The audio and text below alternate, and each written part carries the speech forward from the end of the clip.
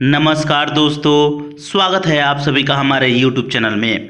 Friends, आज के इस वीडियो में हम लोग बात करने वाले हैं रेमल चक्रवात के बारे में।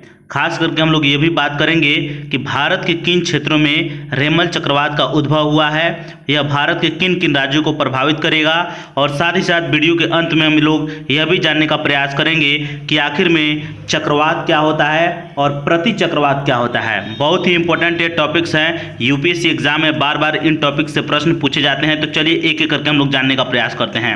इस मैप को आप लोग सबसे पहले देख लीजिए फ्रेंड्स। यह है हिंद महासागर, और हिंद महासागर के दाहिने बगल आपको देखने को मिलेगा बंगाल की खाड़ी यानी बे ऑफ बंगाल, और इसके आपको दाएं बगल यानी अरेबियन सी यानी अरब सागर देखने को मिलेगा। तो यह बंगाल की खाड़ी में उत्पन्न हुआ है, ध्यान में रखिएगा।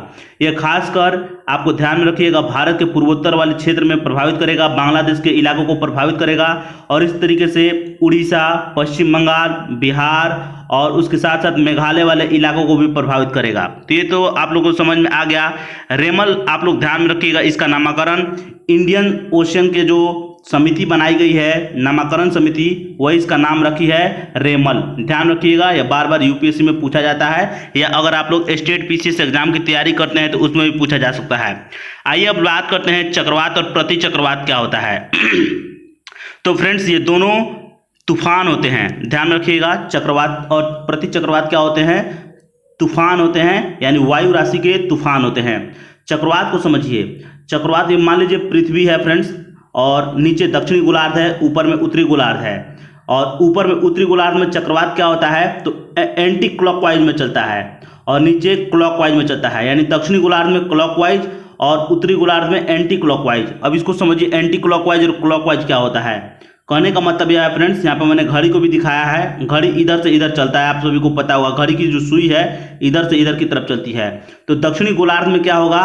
दक्षिणावर्त यानी क्लॉकवाइज होगा। यह इधर से ऐसे ऐसे चक्रवात चलेगा, बाहर से अंदर की तरफ। समझ रहे हैं आप लोग? यहाँ पर दिख रहा होगा आपको, यहाँ पर मैंने चित्र भी दिखाया है। इस चित्र से आप लोग समझ सकते हैं, इससे आप लोग समझ सकते हैं काफ़ी आसान तरीके से।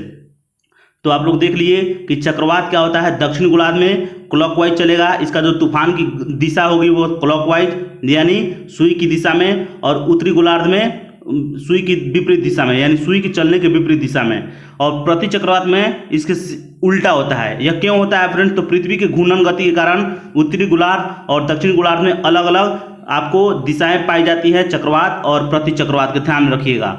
और इसके विपरीत होता है फ्रेंड्स प्रति चक्रवात में। उत्तरी गोलार्ध में क्लॉकवाइज होता है और दक्षिण गोलार्ध में एंटी क्लॉकवाइज।